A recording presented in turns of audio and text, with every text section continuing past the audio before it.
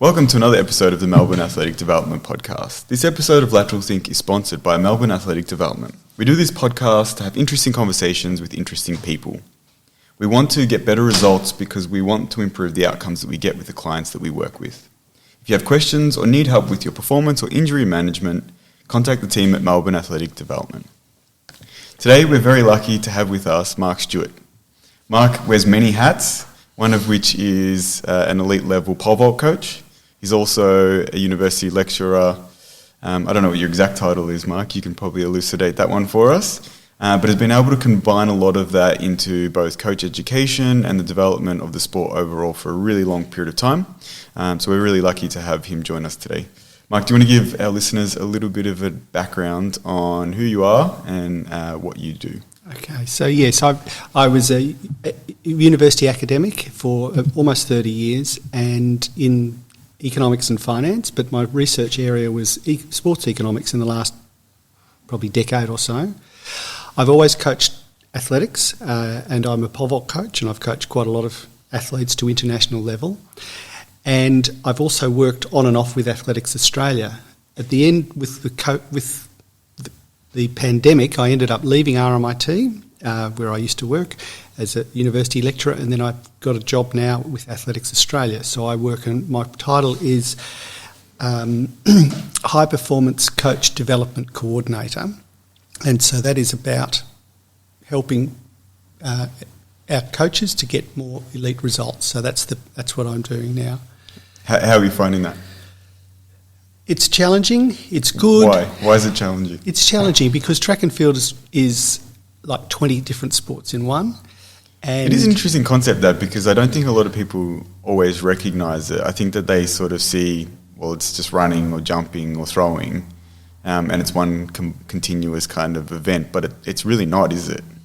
No, it's as I said, it's many different people, different aspects, different personalities across the event groups, and all of those sorts of things, and it makes it difficult. But it's also, I mean, to me, it's a great job from my point of view. I've been given a position where I'm trying to help coaches, and I'm passionate about coaching and coaches and getting results in athletics. And so, I'm privileged really to work in this area. There's a couple of aspects that I wanted to talk to you about today that I think are interesting. Like, one is obviously you come from lecturing at university, so teaching in a tertiary setting. Mm-hmm.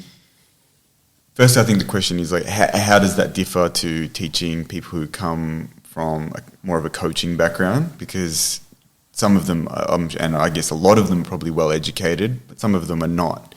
How do you see the difference playing out with the way you actually have to construct sort of education streams? Well, you're right. See, some people won't respond well to, sorts of things that you do in a university setting, statistics and all that sort of stuff, that sort of thing. So you've got to be careful with that sort of thing. But then I would, rather than say to people, this is what you should do, what I usually have done with any sort of coach education is say, this is what I do, this is why I do it, and explain the process. Then they can take and leave it if they want to be involved in it. How do you think that plays out, though? Because there's obviously going to be people who don't engage with that. If you give it to them to do nothing, they'll do nothing. Well, that does happen, yes. And if that's the case, you can't really do much about it. One of the things about track and field, and like I work for Athletics Australia. Athletics Australia is highly dependent on getting results at the elite level. They're funded by the Australian Sports Commission to get results at elite level.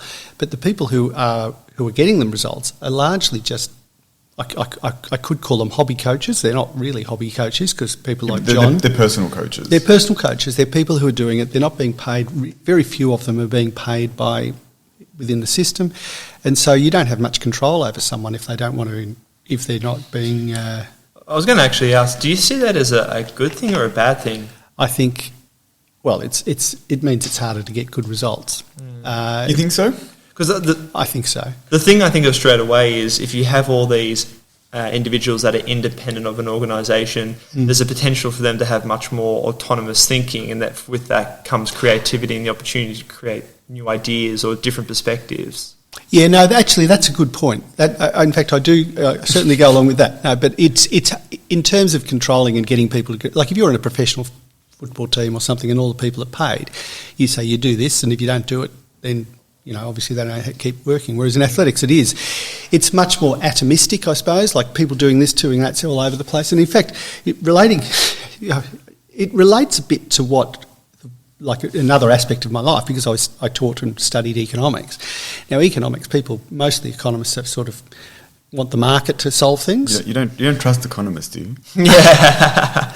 We should actually ask you about this. Well, I have to say, there's a few questions that come to my mind just because of my interest of economics in the financial world and about what a lot of investors in the industry say about economists. Because, well, they say there's all different opinions and all that sort of stuff. So yeah, people like to put the boots in, all that sort of thing. But if you could just bear with me for a second, one of the things, like free market economists usually say the government should set up the infrastructure, they should, and then get out of the way, let things, and people, and the market will solve problems and all that sort of stuff. There's certain things you need the government for and you can't get away with it.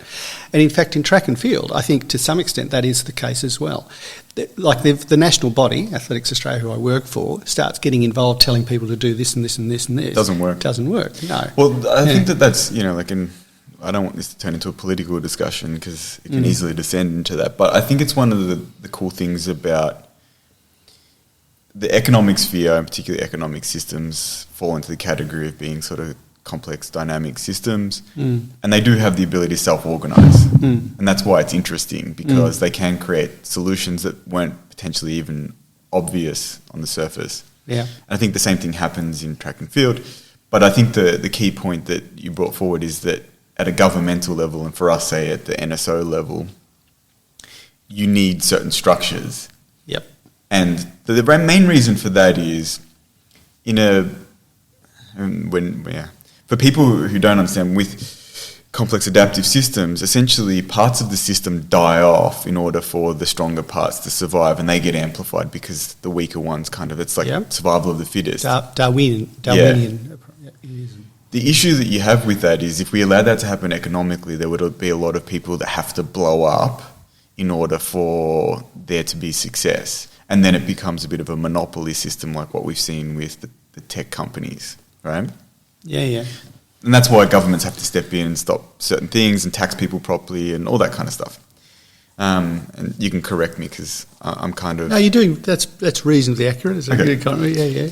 I could add a few more, but... Yeah. And I'm sure it's much more in depth than what I'm saying. But the issue that we have, I guess, with some of the stuff with our sport is I don't know that actually Athletics Australia has identified those really basic cornerstones that they need to put in place in order to allow that free market system or that sort of complex system to create solutions. And I'll give a really basic example. The most basic example, and I know that when we spoke to Avish, he brought this up, the performance scientist from the VIS. The most basic thing that a decent coach needs is access to a training facility consistently. And one of the big things that Athletics Australia is not interested in getting involved in pretty much is that. And I find that really interesting, right? Because to me, that's the baseline. If you've got good coaches or you think that you've got good coaches, give them somewhere to actually do their job. Yeah, I can tell you why they don't, because it's not within their remit. They don't have the ability to do anything about that. It's the local city councils and all that sort of stuff. Well, they could. Well, it's a fairly limited budget in Athletics Australia. I understand, but what I'm saying is they could. For instance, in some states it's better than what it is here, but I know that in every state, most of the coaches, one of the first things that always comes up and always gets brought up is access to training facilities consistently, particularly the state training facility. Ours is a disaster. Yeah. We were at a local club, so... Yeah. No, I'm not saying... I'm saying Lakeside Stadium, for instance. Yeah. Obviously, I sound like I'm complaining, which I kind of am, but... I was just saying, it sounds like it. Anyway, keep going. I think the thing that's interesting for you is, in a similar manner, what are the key sort of central points for you that you think are important for that development of a coach? That if you've given them this sort of free market system to kind of develop, what are the things you think that you do need to give them? And for that reason, what have you guys done? All right. So relating back to what it was, the coach is like an entrepreneur to me, like in a business success. The coach is every day, they're in there, this works, that doesn't work, I won't do this because it's not working, now I'll try this, and that works, I'll push it this way. And that's what a business person does. So what is the government's role in the market economy? It's to provide infrastructure and things like this and correct for market failures and bits and pieces. Track and field, to me, the major job of the national body is to provide the things that has to be provided, which actually is competitions, national teams, and then some incentives, and then the coaches should be left alone to do that sort of thing. Now, in terms of education, yes, we have, and they need to be, and the coaches need to be accredited. They need to be qualified. They need to do their own insurance, all that sort of stuff. There's working with children. There's all of this sort of thing that has to be done, and so that's the major body to me. And providing the right incentives is the key. And so providing teams that are accessible, a stepping stone of teams, underage teams, etc., etc. That's really the major thing that Athletics Australia should be doing. I feel like they do a pretty good job of that. Yeah. I think that we offer opportunities for people if they're there. And there seems to be a current policy from the selection panel that they'll select everyone who qualifies at the moment, which has not always been the case. Correct. And we've seen that play out in other countries like New Zealand, where particularly a number of athletes were very pissed off about the fact that they didn't get given opportunities that they actually were entitled to, or at least had qualified for through the world body. Yeah, I think that's the way in which World Athletics is selecting things has made it. Athletics Australia has to do that, because if you, according to World Athletics, can compete in a competition and then Athletics Australia says you can't, doesn't pick you, then you can take legal action against them and you'll probably be successful. Yeah. So that's what's happening now. That causes significant budgetary problems for Athletics Australia, because that means that they're supporting more teams, and it costs a lot of people. I mean, I've had athletes say to me, if I need support, I can make a team. Now, someone just making a team from Athletics Australia's point of view is not good. No. Because it costs them money. If someone's got to make a team and do well, then the Sports Commission will assess that, and they will get better funding. And that's how it's all based upon. So really, but it's tricky because, of course, you can't say picking winners is almost impossible. Yeah. Like picking, who's going to be successful? Who's going to be successful? Who's not? And people think they can, but they can't. I can tell you, I was national junior pole vault coach for nearly 15 years, and it was so, you think this kid and that doesn't work, this kid's going to be really good, and now they are, and all this sort of stuff. It makes me think, like Jack and I have spoken about this before, but the idea that, particularly in, say, some sort of complex system, the ability to predict is actually quite minimal. That's right. Because you don't know what's happening in the interaction between a lot of those variables that, tend to have influence on the outcome, but maybe interacting in very non-linear ways. Yeah. See, what people love to do, within sports administration, is they have a PowerPoint display, and they have a pyramid, and all of these people in it, they all get to the. It doesn't seem to happen like that, from my experience. You've got all this sort of mess of schools comps and club comps and all this sort of stuff, and kids emerge, but you need to have as many as possible trying to get a result, because then you've got more chance of getting a good one. And that's what we from the point of view of the national body, they need some good results, because if they don't, they'll be defunded. Here's a question as someone with an economics background. Do you think that one of the major in my mind, so I'll be open with this, I think one of the major problems Athletics Australia has is that they rely on government funding. 100%. As someone without the economic background, are there solutions that you can see, based on your knowledge, that they actually could explore but they haven't been able to do? Not that they haven't tried it, but they haven't been able to successfully navigate just yet. Well, one of the things, in terms of coach development, one of the things that we talked about some other questions. One of the things is coach development. It's very hard to do it if you're just doing it ad hoc, part-time. To me, the key is to be able to set things up so that the coaches can earn some income and do it and then do it more professionally. Now, it's very hard, but it's like what the swimming coaches do. Like, the swimming coaches have their swim schools. They get their good swimmers to teach in it and all this sort of thing, and their elite swimmers are their advertising. They're why people will come and get a kid. And that's what we need. And there are people doing this in Australia, and this is one of the things because we could say, wouldn't it be terrific if we could employ all these full-time track and field coaches? Ain't going to happen. I can tell you, there's not going to be that much money. There'll be more in the next in the lead up to the Olympics in Brisbane. But that's a transient thing. It's transient, then it'll stop again, and they're not going to do it. So we really need more and more people being able to run some sort of coaching business where they've still got time to do elite coaching as well. And so here's a question for you. Have you seen that play out? Because as soon as you say that, I think about the swimming clubs and the way that the swimming clubs tend to work. You can correct me if you know more, but you've got hundreds of kids learning to swim. Yep. They all pay their membership fees, term fee, whatever it is. Yep. And it means that, say, during the day or afternoons, kids are doing swimming lessons. And then generally in the mornings, the pool's being used by the elites, and that's being funded, or at least the coaching, a lot of it is being funded by those memberships and all that kind of thing. Is that sort of how it works? Yeah, that is. I'm sure there's other things they do. Yeah, there's different. Yeah, that's the sort of thing that they do. And have you ever seen that play out at an athletics club? Not in a precise way, but it certainly plays out in an athletics club with individuals. Yeah, but not the club itself organising it, and it makes me think that if Athletics Australia actually were keen on it, there actually would be potential to do something like that. One of the biggest problems they face, and this is not their doing actually, because they were obviously well for it, is the amalgamation with Little Athletics, but that obviously went sour for who knows what particular reasons. It seemed a bit sad that didn't happen. Very sad.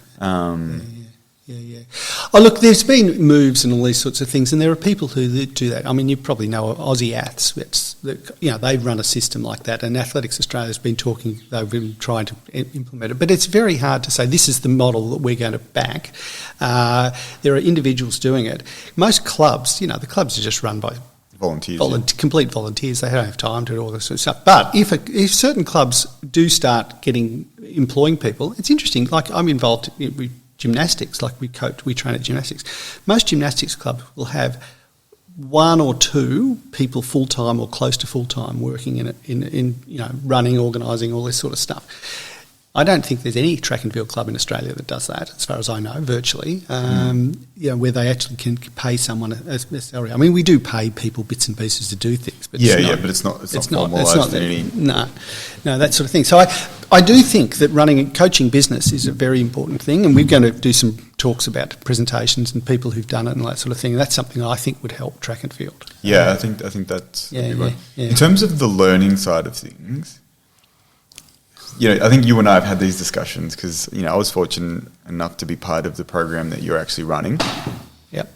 And one of the big pillars of what you're doing is a mentoring program. Yep. And I find it interesting because I think mentoring works, in my mind at least, mentoring works well, particularly for people who are not self-starters. Yeah. Right? Yeah. And it works really well in hindsight. And what I mean by that is, and I'm happy to say this, I did the program last year and I've decided not to do the program this coming year, even though I found it extremely helpful. Mm-hmm. And the reason is one of the big things that I think if you're reasonably self-aware and willing to pursue things is you ask a lot of questions of yourself and your coaching and what you're doing. However, even as a coach, having confidence in what you're doing relies on you not nitpicking every single piece of, behavioural thing that you're doing or your athletes are doing. Mm. And I actually have already noticed a number of the things that I picked up, particularly from my mentor. I had a fantastic mentor, is helping me now, even though I'm not continuing to do that formally. Yeah. Oh, And that's what I'm saying. I feel like in hindsight, it's really useful. But while you're in it, it's maybe not as useful, which is a weird kind of place to be. I don't know what your thoughts are on something like that. I think that's... Do you think that's just reflective of the reality is we receive information at different points in our life, whether that's relevant to you at that point in time may not be the case? Yeah, and also that, as I said, while you're in something, it's difficult to be able to see the broader picture. Sure. But once you can step back and you don't have that sort of information coming in, it's easier to then use what you've learned. Yeah. I reckon it's hard when you're involved in that and you're coaching at the same time. Yeah, that's what I mean. Because the mentoring will make you question yourself. Yep. But when you're a coach, in front of your athletes. You can't do that. You can't. You've got to say, this is what we're doing, this is why we're doing it, and we're going to, etc. And it's tricky, yeah. It's almost like you should go off to a retreat and do this sort of thing and then come back and... Well, I think also too is you have a framework in your mind, and as you gather new information, the time it takes to actually build up that new bit of information into your neural network, it takes a certain context. It might take, 6 months of going for a walk every morning, and then all of a sudden it just happens, which is actually something that's very common when you see understanding like neuroscience. With that in mind, like, how do you, Mark, sort of see the evolution of, this education for coaches? Because traditionally there has been this apprentice style, mentorship stuff, but, and again, it's probably my obstinance more than anything, I actually think that presents some problems because you should want to go and seek this stuff out yourself. Like, funnily enough, without even knowing him, I reached out to the person who ended up becoming my mentor about 4 or 5 years ago, asking questions because I respected the information that they already had. Yeah, that's. I mean, you can say it's Tudor Bitter as your mentor. Yeah, we can say that. I think I've mentioned Tudor before. In this podcast. So and he's terrific, and he's a highly experienced coach and all that sort of thing. So you were saying if you don't. One of the things that I found when setting up this program is some of the mentee coaches, the coaches who we want to get results from, actually nominated people who even coached them previously. Yeah, I think that's dangerous. Yeah, well, it is to some extent. But one of the things that they would tell me is I really always wanted to ask them questions in my coaching all the time, but felt terribly guilty by imposing on them doing it. But then if they were part of the formal program, because we pay the mentors, not a lot of money, but we pay them something. So, of course, they're I always think that's dangerous because it's sort of like, as that saying goes, never meet your heroes. I feel like you'd end up being disappointed. I don't know, maybe that's just my... Well, I don't know. As I said, there's a number of them who are happy, and then, to be able to spend more, without feeling guilty, continually question them. But you're right, it is better to talk to someone else as well, because obviously if someone's coached you, you've learned a lot from them already, I would have thought. And you probably know a lot of their philosophies. And you probably replicate a lot what they do as well. I do. People who coach me, that sort of thing. So, yeah. With this in mind, do you think that this process has influenced what you think is useful in, say, a tertiary setting? At university? Yes, I mean, I think in a university it would be really good if you could do it something like what we're doing here, but it's just like universities, it's just a big business. It's like a sausage factory, like this. Seriously, it is. You got. I mean, this is back to my job as an academic. I used to.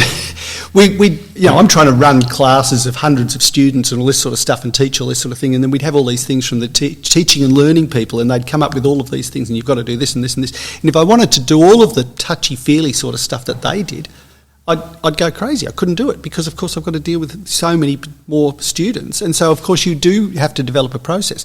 Now, in having individual people at universities and mentoring and all that sort of stuff, yeah, that would be great, I'm sure. But I just can't imagine, unless you're going to pay hundreds of thousands of dollars a year fees or something, like that sort of thing. It's going that way almost. Well, it is going that way. But yeah, I mean, universities, they're international students, money, et cetera, that's what it's all about, so... Anyway. So what's fundamentally different from your perspective, being an academic, working in that industry, and teaching, versus being a coach, where obviously a big part of what you do with your athletes is also teaching and education? How does that differ? How does it differ? Well, it's quite a different process in terms of sport, although dealing with young people is pretty similar, like that sort of thing. In university, one of the big things with university, actually, even though you were expected to teach and teach well, the big way in which you were assessed was on your research. That was the key. And so, whereas I suppose as a coach, you're assessed on your results of your athletes. So they're sort of different things. So, yeah. I bring this up all the time. Yeah. And I think that people who are in competitive pursuits are lucky because they get put in a position where they have to get results. And I actually think that that's really important. And the reason that I think it's important is it teaches you very quickly to get rid of superfluous crap. And there's too many people who think that certain things are, say, KPIs, but they're actually not, because they're not driving the needle on the end result. And I think it's one of the criticisms that Jack and I consistently have around, say, physical therapy research is they do research on things that it doesn't probably transfer if you're actually in a clinical setting, but they got a result in their research, and then they could therefore publish their paper. And it's about the number of publications. So it's not always about the impact factor of the research you produce, but just the sheer quantity. But that was another question I was going to ask to follow up. When you think about, again, being in two very different environments, do you wish coaching was more like, do you wish some of the athletes you work with approach their performance and development like they're at university, or vice versa? Do you wish at university? I think good athletes and good students have some significant similarity in that training is like studying. You consistently study every day and work towards a goal. You train consistently and work towards a goal. It's the people who can't do that, either as athletes or as students, who don't succeed. Mostly, unless they're massively talented or in athletes or hugely smart, innately something. But that's the thing. And there are people like that who don't have to work so hard to get good results in most things. But it's very, very similar in terms of just working towards a particular, like anything in life, you've got to work. So one of the things, I'm just going to take up one thing, you're talking about publications and all that sort of stuff. See, that's one of the things that happened in universities. When I first worked at universities, there was hardly any universities. There was Monash and Melbourne Uni and La Trobe and all the other things weren't universities in the sense that they weren't not expected to produce knowledge. The difference between a school and a university, a school just purveys knowledge, teaches, a university creates knowledge and then delivers it. All of a sudden, when in the early 90s, we used to call the Dawkins reforms, when they converted all of these colleges of advanced education into universities, all of a sudden there were all these people who were really not academics, but they were tertiary teachers of some description. Then, all of a sudden, they were expected to be university academics and researchers and all that sort of thing. So many of them that was the end of them. But then they got more and more in. Now what you've got this huge amount of pressure to produce research outcomes, and it doesn't matter what it is, as long as it gets published in a referee journal, then you tick in the box. And so whether it's relevant to which is what you guys are doing, or anything else, and I was certainly part of it, like I had to publish, otherwise I was going to get shot. Eventually I did lose my job, but like that's the sort of thing. So whether it's relevant or not to what's going on in an applicable, practical sense is not necessarily the case. Do you read a lot of research yourself these days, particularly related to coaching? I do a bit, yes. The woman I work with, Di Huxley, she did her PhD in coaching, which is not what I did, but so she's quite on top of that. So there's certainly coaching journals. I've written a few papers that were published. I had two papers in academic coaching journal. So I do. Do you use any particular process for when you read research and gather new information, and how you transfer that into what you do as a coach?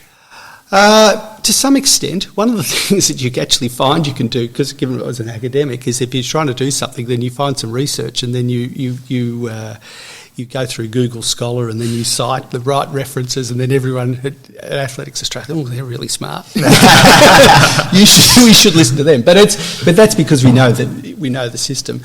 So look, you're trying to see for practical applications. You're trying to see if the paper was done well, because you can write. I can assess. I did a lot of refereed a lot of papers. I assessed PhD students, all that sort of stuff. And if it's good research, whereas if it's so, usually from my point of view, I'm looking for quantitative stuff. Like because that was my background. Something that's measurable in some way, rather than just you reckon or all this. When you have all these things where it's just qualitative, interviews with people and focus groups on this and that. And it is, because of course that can be dominated by particular opinions, all that sort of stuff, and biases, but I'm always looking for numbers. And that's why I coach as well. I'm always keeping stats and all that sort of thing and trying to look at results. So that's probably where, in terms of, I hope that's answering what you said.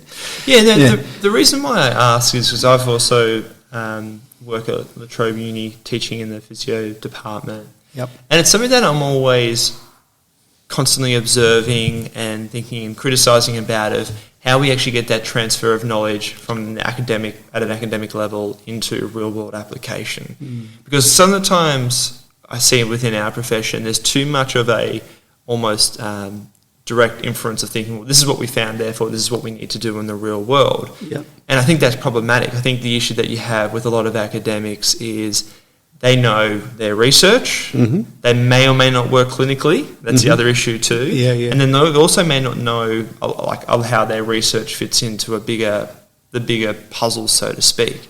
And so I'm interested for someone like you, obviously being from that perspective of being an academic, understanding what is involved in the research process and understanding how to be critical of it, but then also now working in the field as a coach, and then coming from a very different perspective of, instead of being the academic, but having that knowledge, how do you think that you get that transfer? Because I'm sure there's plenty of times when you've read research and you've gone, that's an interesting idea or concept, try it, it may work, but it also may not work. And how you sort of use that feedback to keep essentially expanding the framework that you use. Look, there's a lot of good things that research has done, but not everything. You've just got to be really selective. And the problem really also is there's so much of it. Yeah. Like to try and be on top of the literature in a particular field, you just can't. In the good old days, it was much easier. You just kept the key journals. With that in mind too, has there been actually any concepts that you know well with your background as an academic in economics that you've actually thought, that actually really makes a lot of sense when I think about applying that in a coaching role? Is there anything that you've found that has transferred? Oh, yeah. I mean, stats and numbers and all that sort of stuff is the Okay. key. That's the thing that I find. I record every session. I have spreadsheets and all this sort of stuff. I mean, I could probably do it better if I had more time and that sort of thing. So, but that's the thing. And then I look for correlations in things, which is, that sort of... Is there anything you found that correlates well? They're things that you already knew, like the faster you are, the higher you're going to jump, all that sort of stuff, in terms of that. But in terms of, those sorts of things. But in terms of quantifying it, that's the difference. That's what you can do using statistical modelling, actually quantifying this much leads to this result, this much, et cetera, et cetera. So that's the real thing. So yeah, mostly you've got to, as a coach, the more or less things, but you've got to try to find out. And the other thing is the testing. We keep results of tests, as I'm sure you do, and all that sort of thing, and you can see when things are going to go better and worse based upon their testing results and all that sort of thing. So yeah, that's really what I'm doing. It's just trying to be rigorous, and I'm sure I can do it better. We all can. That's not up for debate. But just rigour rather than hunches. That's what I always want. Something that you can measure. So in my event, there's lots of things we measure. We measure where you grip on the pole, which pole you're using, where your run-up is, where your foot takeoff is positioned here, all this sort of stuff. The physical parameters of the athlete is obviously measurable, how tall they are, how wide their wingspan, which is really important from us, rather than their height. Okay. Then other things have vertical jump and all that, what they can lift, all that sort of thing, lifting their body weight. Transitioning to pole vault, I think one of the things I want to ask you is and it's still on the coaching, teaching side of things, is how is teaching physical skills and skill acquisition different to imparting sort of other knowledge that is probably not necessarily physical in nature? Well, that's a good question. So physical skills is things that's trying by doing, isn't it? We're actually physically sitting there talking about, and then someone tries something and it doesn't work. You try a drill and that drill doesn't work. So therefore you try it slightly differently and then it does a little bit better. Do you think it requires different type of kind of coaching education, for instance? Because I think that one of the things that I learnt really quickly is that having an understanding of the, say, theoretical knowledge is not the same thing as being able to coach it. And it's not the same thing as then being able to transfer that to a result. You can be the smartest person in the room and be the worst coach there. Oh, 100%. It's a personality. Like there's a lot of people who try to coach you, just their personality doesn't suit it. I've seen in many cases. So you've got to, the thing about it as a coach, you've also got to have an ability to have all these young people follow what you say. They want to do it, that sort of thing. And so sometimes people ask what's the most important thing, and I often say the most important thing is to try and make sure the track is a cool place to hang out for the kids. Or athletes or whoever. If they don't want to be there, it's not going to be, sometimes I see, often it's some talented athlete, the parent decides they want to be the coach, the parent and the athlete, and they're sitting there pretty quickly, the kid's not going to keep doing it because they just can't stand it. So you've got to be able to I suppose you need to be a bit charismatic or something like that. You know, that's just what's going on. And if you can, and get people to follow what you're saying. In terms of teaching teaching things like at university, well, I mean, you give classes and all that sort of stuff, but really it's just you giving them information, and then they have to do what you say, otherwise you can fail their exam, can't you? Yeah. Well, it's one of the key problems. The reason I asked that is it's one of the key problems that we have in, say, physio, right, where these days the students are actually very good with their theoretical knowledge, much smarter than I was coming out. Like, I kind of almost laugh now because we have students come through all the time and they know way more than I did when I finished, and that's probably for lots of different reasons. But if you ask them to do a really basic, manual therapy technique, they've done it once in their life and they don't know how to do it and they haven't practiced it enough. And to me, that's a failure of the university to be able to impart the physical skills that require lots of sort of time and the ability to kind of pick up on sensory stuff and all of those things. But I feel like they're almost trying to teach it as if they're teaching knowledge. It's like they think that just doing a bit of rote learning on something is going to solve that problem, and it's clearly not. Yeah. Presumably they just need more practical experience. Yeah, of doing it, working in the field and all that. Well, it's interesting too, because talking to older physios, that's how the course used to be structured. It used to be much more practically hands-on oriented. Yeah, you'd be doing a lot of week-to-week hands-on stuff. Again, that was also probably reflective of a time too, because physiotherapy is a very young profession where the body of research is growing quite rapidly, but 30 years ago it was actually very small. So I think it very much depended on, well, here's my experiences and knowledge from doing this, and this is what I'd recommend to you. But then you're seeing a transfer of, and this is where I think it's always an interesting balance. I'd actually be interested to hear your thoughts of like, well, we have these stats, we have this research now to show that this particular intervention is effective for this particular problem. And it's all well and good to be able to understand the mechanisms behind how that particular stimulus is effective for that pathology. But whether then someone actually has an ability to transfer that into the real world of applying that to a person and communicating that in an effective way is very questionable, as like John's highlighting. Yeah. So, like, I mean, is that something, I'm interested to even hear your thoughts then too, of like, because when you think about those personal skills, when you think about that translation of theoretical knowledge to real world application, how do you go about approaching that? I think it's just trying by doing, seeing what works, Yeah. practicing, getting good at doing that sort of thing. And I can imagine, my understanding was that the Australian therapists were very highly regarded. I probably still are internationally, all over the place. And it was and it's not that they're not good therapists. The thing that I find interesting is that I think that there's a divide between the teaching of theoretical knowledge and the teaching of manual skills. And I think it's almost similar in terms of coaching. Like, I think that there's a reasonably big divide in coaching between educating people about the nuts and bolts of, periodization and the structure of training and the physiology and strength training and all those things,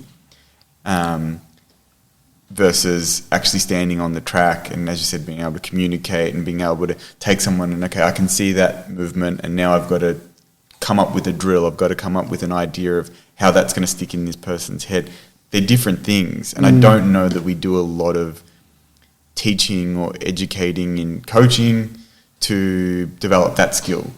We're not standing there going, all right, design 15 different ways that we can change someone's, pole vault approach because they're doing this when they approach. I reckon it's related to what we were talking about earlier in terms of the way universities are functioning, where universities, they're just trying to get people through. They have a process. They're not, like, if you could spend a lot of time teaching people the physical ability to manipulate and whatever it is, and as a physiotherapist, that would require a lot more resources in terms of staff and all that sort of stuff, and that's just not what they're doing. Yeah. They're letting it... You guys have to play out, and you guys have to sort them out when they come and start working for you. And the reality is the current structure of our profession means that as a graduate, the best thing you can do is find a clinical environment where they're going to give you a very structured teaching process, PD, so you actually learn the nuts and bolts of what to do in the real world. Because the reality is you don't see a lot of physiotherapists feeling confident once they graduate. But I think the thing, going back to thinking about why physiotherapy is held in high regards in Australia, I think the thing that's done really well here is you have a lot of people doing research and doing very rigorous research. They're trying to be very methodical, very systematic, trying to produce really high quality research. Yeah. And I think that's very reflective when you see in big sports conferences around the world, a lot of very well-known researchers from Australia present their work, and you can see that they do it at very high quality research. I think it's very interesting. I've had some experience of being exposed to different physiotherapists from around the world where they might come from a training program where it's much more practically oriented. They're very good with their hands-on skills, but their actual knowledge of why they're doing something may be limited. It's very easy to criticise them, going like, well, you might say that this particular treatment is effective, but you don't really know the rationale for it. And it seems that we hold in higher regard the ability to be able to have some theoretical rationale for what you do, even if you don't necessarily get that translating into positive results all the time. One of the things about research, I mean, we sort of poo-hooed a little bit before by saying there's so much going on, but the thing about doing research, and I used to see it was at uni, if there were people who weren't doing research, they could be good teachers, and the course they're teaching could be good, but the course would not necessarily keep up with what was happening in the profession. With the, they wouldn't be, because they're not abreast of of what is the latest thing on them, because they're not right at that involved in studying that sort of thing. What they'd be teaching would be the same as it was 20 years ago, which it shouldn't be. It should be moving, and probably that's one of the reasons why having some research is important, I think. I'm not going to say you shouldn't be doing it. I think one of the things that it does, and depends on how it's done with funding, because we'll jump into pole vault shortly, but I think what it does is it opens up creativity, because you have to think about, like, where are we going with this? What do I want to know? What questions are coming up from what we've seen from the current body of literature, and where do we want to go with that? And I think that's the cool thing about the interaction between what you did as a researcher and as a coach is you get that opportunity often to ask those questions. And that's the fun part of coaching. It's sometimes the very frustrating part, because there's questions that you can't answer, and you can't answer them easily. And you've got performance problems or injuries, and you're trying to work out, like, why does this happen, or why does it continue to happen? But having that ability to ask good questions, and I say good question, people always say there's no such thing as a stupid question, and I say yes, there is, right? And the reason I say that is you need to actually know how to ask a good question, and it's something that allows you to, as you mentioned before, have a way of measuring, have a way of evaluating what's going on, and then being able to implement something. So if you ask a question that doesn't have any of those features, it's probably not that good of a question. Well, I was just going to ask, with your role with Athletics Australia, do you mentor coaches then as well? I personally do. I run a mentoring program. Okay. Have you done that in the past? Have you mentored?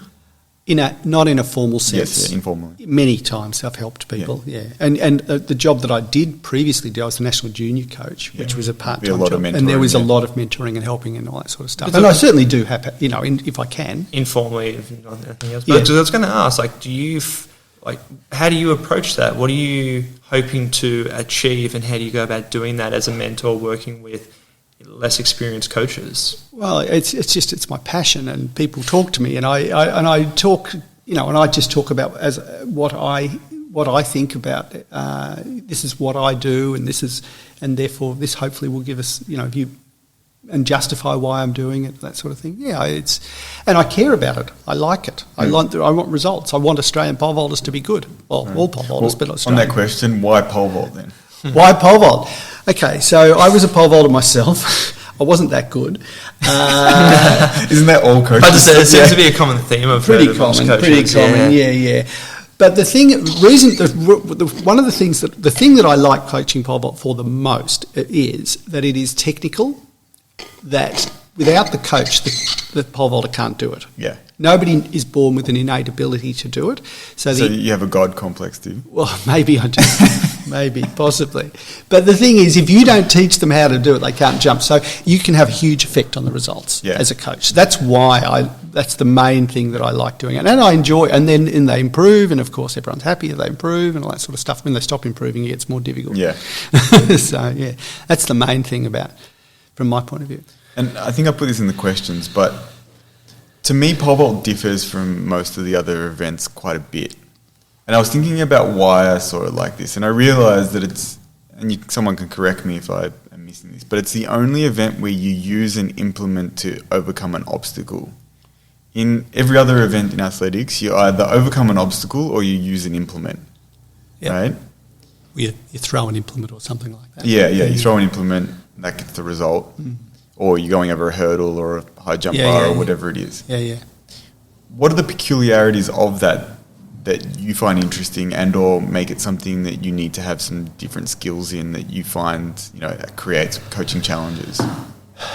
Well, it's like a gymnastic event, but it's using a moving apparatus, which none of the gymnastic events really do either, like the pole, that sort of thing. So you're not carrying the horse with you. No, that's right. the only one where they do where the implement moves is the Roman rings in the men's. All the others they're fixed, and then they do something with it. The boys and the girls gymnastics. So that sort of thing.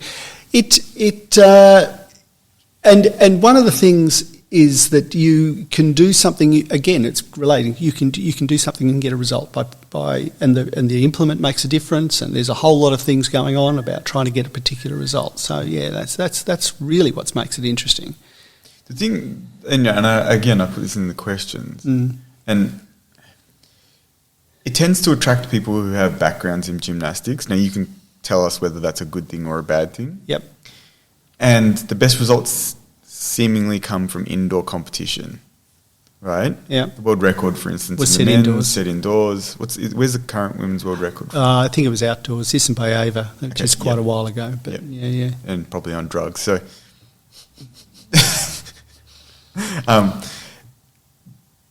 does that, in your mind, in any way suggest that maybe it's more akin to gymnastics than it is track and field? Yeah, that's a very good question. So, especially when the girls started vaulting, because it was an underdeveloped event, people who'd done gymnastics were able to get pretty good results pretty quickly because it's just a new trick. And if you've got high-level gymnastics, you learn a new trick and you can do it quite well. And many of especially girls, had a gymnastics background. But to be an elite pole vaulter, you've got to be an elite athlete as well. Of course. It's I don't think this is a criticism at all of the athleticism of the person. I think some pole vaulters are probably some of the most athletic people across. Well, they're not as athletic as the people you coach, I can tell you. Really? Why? Because they're not. If you had a 100-metre race, they wouldn't get close. I know, but it's about the sort of multilateral skills. Like if you put one of my athletes upside down, they'd probably be screaming. Yeah. But there's different aspects to it, and there's also a big psychological associated with pole vaulting. You've got to be a bit sort of crazy. You've got risk taking. Do you actually on that? Do you screen for that at all? I don't really screen in any. I should do. I'm much better screen. Do you think it would make a difference in terms? I think they self-select to some extent. Like a lot of the pole vaulters that I've coached, they ride motorbikes or they jump off cliffs. They want to try the event. They want to try it in that sort of thing. I've been thinking about this a bit actually because I think one of the things that I've done poorly, and I'm trying to open up more opportunities for this for the athletes, is to take more risks because working with athletes, you're constantly trying to educate them to take, or to mitigate risks. Mm. But typically, some of the best athletes in the world, the reason they're good is because they're actual risk takers. That's actually, and particularly in the events that I coach, as one coach puts it, he said, like sprinters are like the fastest gun in the West. That's kind of their mentality a lot of the time. So I think it's an interesting idea because one of the things I've tended to find is early on in their careers, they're happy to take lots of risks because that's maybe who they are. As you said, motorbikes on. Then they get a bit of success and they start trying to mitigate the risk, but then it leads to potentially, as you said, some of that sort of psychological resistance to doing new things or to pushing the envelope because they actually have reached the level of performance that they want to protect. And I know that and you can probably comment, I'm sure you've had athletes who do this. Actually, I know there is one that you have issues with at the moment at times, who they come into the sport, they've got no fear, they're jumping, they're doing everything, then they start reaching certain heights or they reach a certain level of performance and then all of a sudden they're scared to actually go over the bar and they pull out of jumps all the time.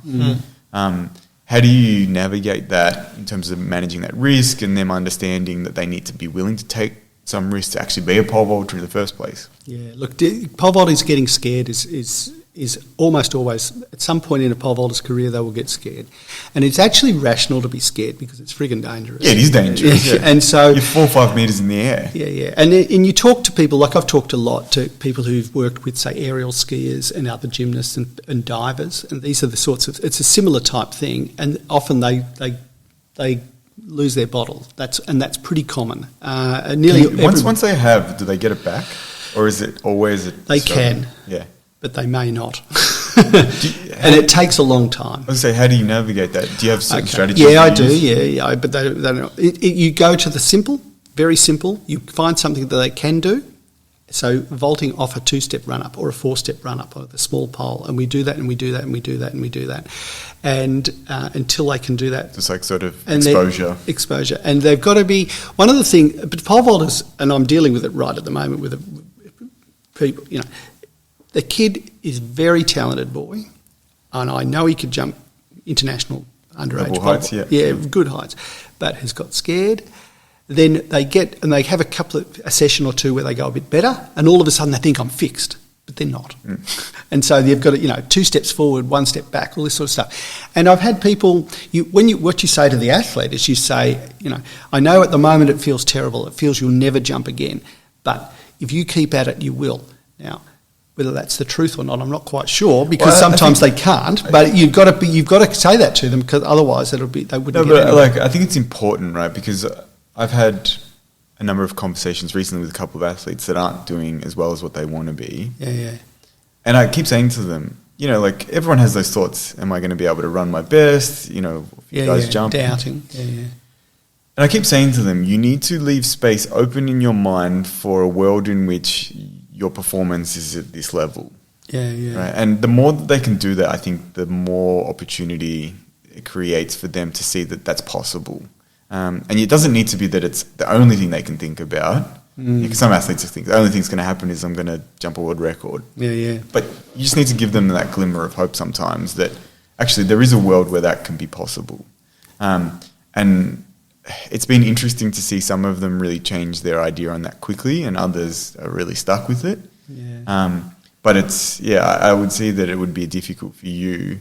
The thing I've been thinking about, which I don't know would work for you, and it's probably a terrible idea, but who knows, is whether taking risks in other areas of life would actually change their approach to risk-taking in pole vault. On that note, because I was actually thought of this question now, and I'd be interested to hear both of your opinions and to see if you know athletes who are like this, because I know you've said this before, John, about a lot of world-class sprinters are often more risk-takers. That may be associated with, say, things like alcohol consumption or recreational drugs, which, can actually alter your mind. It can reduce a lot of inhibition. It can expand your idea or horizon of possibilities, even if it's for a very short period of time. But it actually challenges your perceptions of reality and what is possible and what is not. And I'm actually interested, have you ever seen that in pole vaulters where there may be some athletes who do actually like to give them some mushrooms or something? Well, consume alcohol, and maybe even consume alcohol before training to actually take away some of that inhibition. Before training. I don't think. I know this is going down a slippery slope. I'm not advocating this. I'm just saying if you've observed any particular. I can't. I mean, yes, there's certainly been some rogue pole vaulters over the years who've done some stupid things, that sort of stuff. Taking a shot before training. Taking a shot before training. I'm sure people have done it. They probably have, but that's probably not the ideal thing to do, because you've got to be in fully control with what you're doing. But this is sort of my criticism of it too. Not criticism, but observation, where as an elite athlete, you really want someone who is going to be responsible and also understand the discipline that's required to achieve excellence. And that obviously goes into other domains of their life. The big ones, diet, sleep, recovery. But at the same time too, if you start to create too much constraints within how you live, does that then also potentially start to narrow how you see yourself in the world, because you actually don't open yourself to new ideas or experiences. Yeah, I don't want to. I mean, I can't control everything that they do. No. And in fact, we don't ever train on a Sunday, and we have sort of an unwritten rule: if you want to go and do something, you can do it on a Saturday night. Yeah. And then you've got to be okay on Monday, that sort of thing. Yeah, come to training ready on Monday. So that sort of thing. If you do, but a lot of people used to train on Sundays. They compete on Saturday. They train on Sunday. All this sort of stuff. And I remember about 20 years ago, I just decided I'm not doing that anymore. Yeah, I think it's important to give them free time to explore those things. Yeah. And if they want to be out with their friends having fun, that's good. Yeah.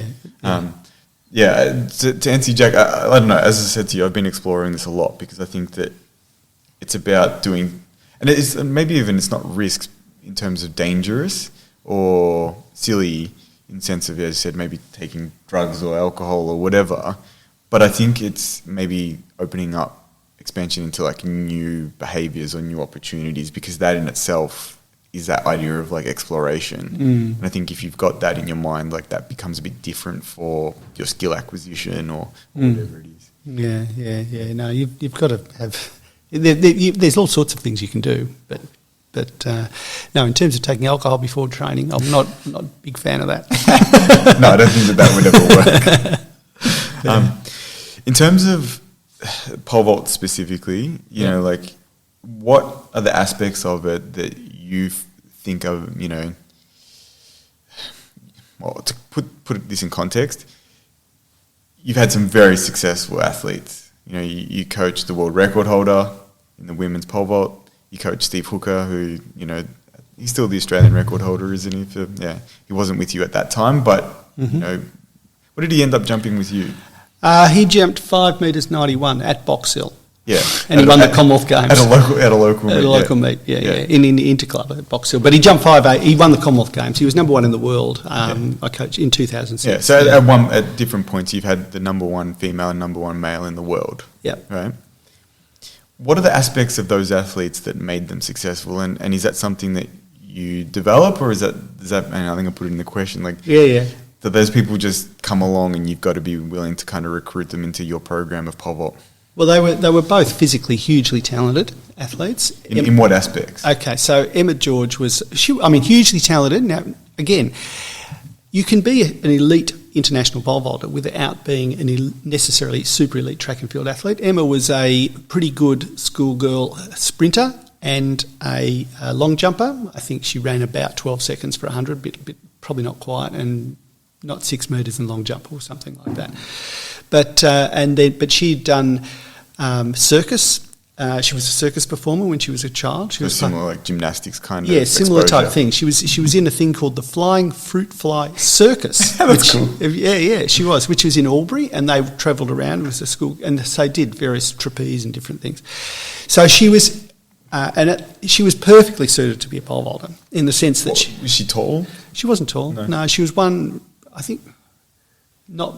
I'm not quite. She was average height. She was physically good runner, and she developed muscle very well, and she was strong and very robust sort of athlete. But had that ability to be able to manipulate her body well in space. Yeah. So she had everything going for her, and she jumped 4 metres 60, which would be making teams now. And this was last century. Yeah, last century. This is 25 years. Yeah. So she was a good athlete. So the thing was, she had it, and we just trained and I just treated her like any of the boys that I'd coached over the years, and we just trained in a particular way, and she got very good results.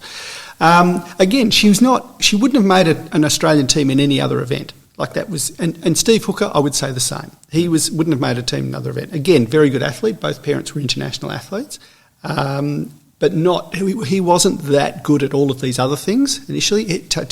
Because he was tall and skinny and not very well coordinated as a kid, but very committed, wanted to do it more than anything, more or less, and trained all the time. And I remember when he was a young boy, I'd have all these sessions with the older elite athletes, and he'd want to come to every single session and all this sort of stuff, and he was very, very committed to it. But again, he had all sorts of problems. It wasn't smooth sailing with him. Like he had... In what sense? He had trouble you were talking about taking off. He couldn't take off for long periods of time. Oh, really? Yeah, very, very, huge problems. And eventually that finished him off. In 2012, he couldn't take off, and looked like and that was the end of it. After the London Olympics, that was the end of it. He didn't compete again. Again, it was those were the things. So if I was talk about recruiting, if someone listening, If you've got to be a reasonably good track and field athlete. Yeah. And if you are prepared to work for a long period of time to learn how to do a particular skill, and not everyone can do it, but if you want to learn to, and it has to be taught, then you can get better results than you can in other things. But on that, what are there physical attributes that you prefer? What are the things you Okay, so what you want to do, you want to be average height. You don't want to be too tall. You don't want to. Too short, you don't. Yeah. See, the thing is, there's an advantage being tall in pole vault because you're opening the pole ground angle and you're close to the vertical. But if that was the only thing that was going on, all pole vaulters would be like basketballers, and they're not. And the reason is that once you're off the ground, if you're tall, you're much more awkward. Yeah. So that's why gymnasts, you'll see gymnasts are little. And the reason mostly they're short because they're no good once they get in the air.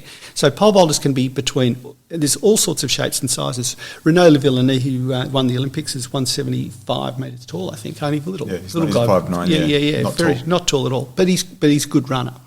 So you want them to be a good runner.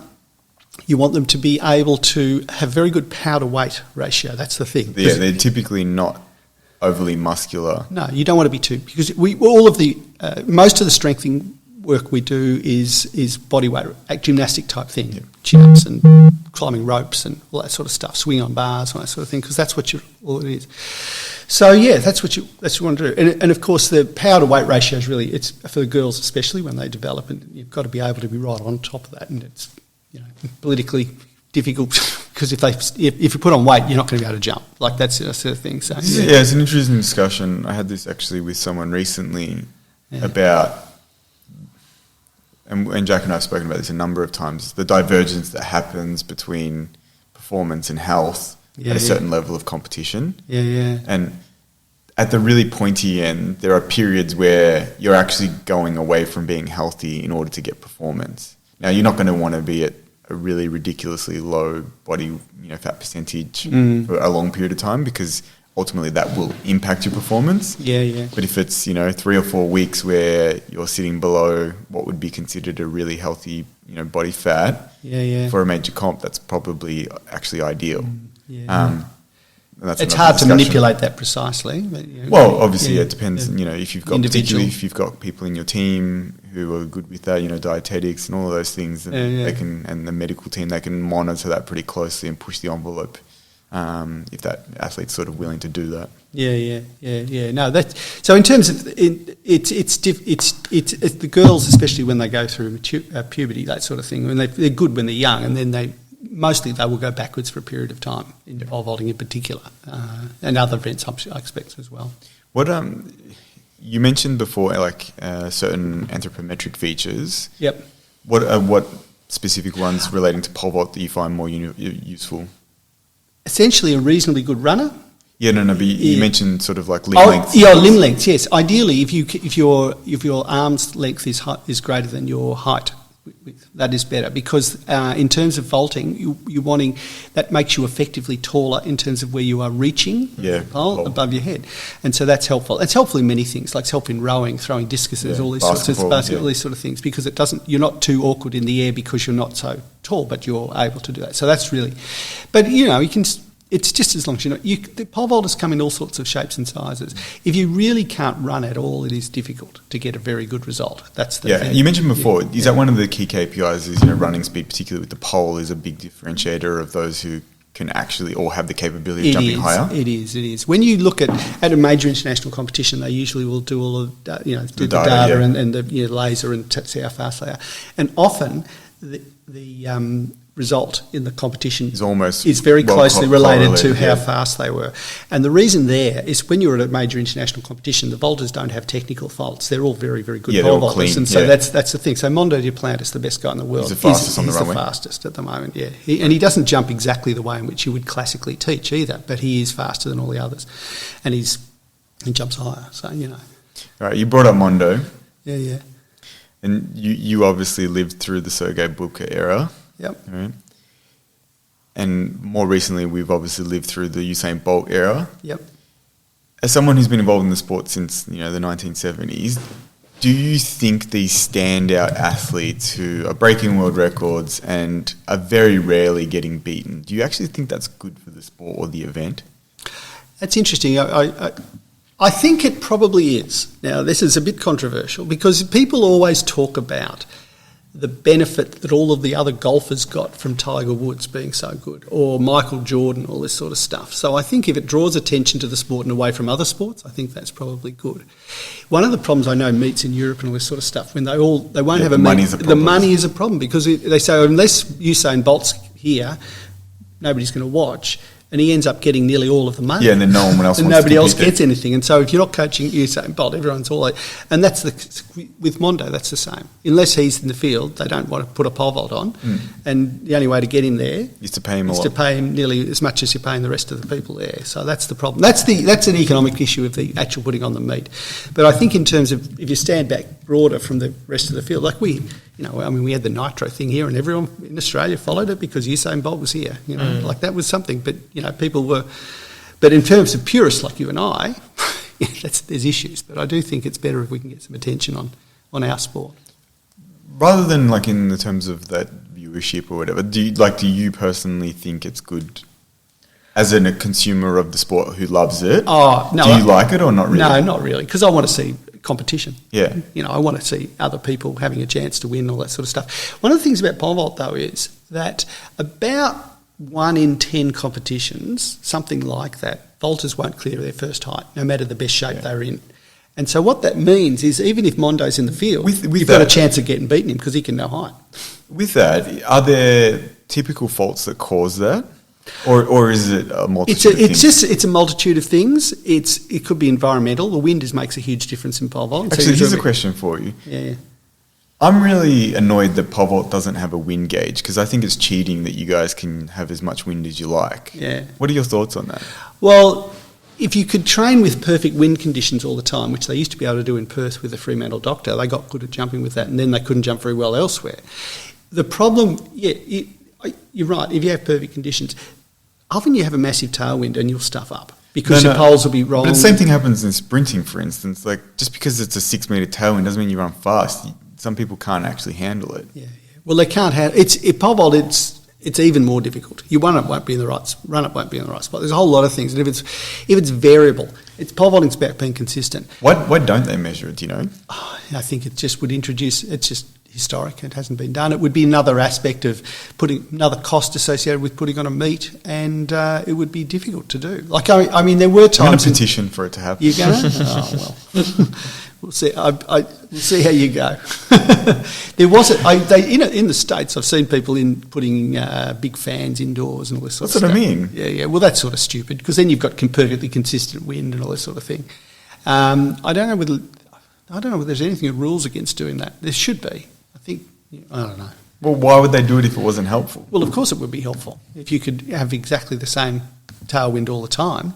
If you had the same tailwind all the time, it would be good. If it's variable, that's the hard thing. That's the issue. But as I said, I feel like it's unfair that you get to claim all of these results that could be wind aided. Well, the altitude is another one as well. See, the Bubka broke a number of world records at Sastriere in Italy, up in the ski resort. Yeah. That sort of thing, because that certainly helps. Because you often, if it's nice weather up there. Is there anything else that you wanted to ask Jack before we finish I'm up? also mindful of your time there too. Yeah. All right. Mark, thank you very much. Really appreciate you taking the time. I feel like we only just touched the surface. So, given that you are a local to us here at MAD, we may actually get you back on if you're okay with that at some stage. Oh, we'd love to. It was good fun. Yeah. Great. Thank you. Thank you so much, guys. Thanks, Jack. Thanks.